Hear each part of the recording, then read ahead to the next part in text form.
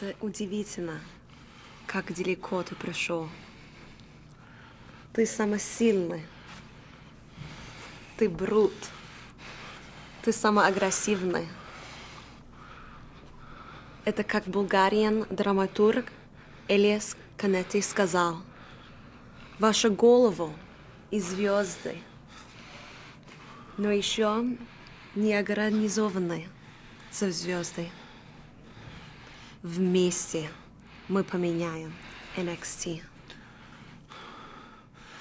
За всеки един от NXT, който се изправи срещу нас, ще усети гневът на Александър Русев. И скоро титлата на NXT ще бъде моя.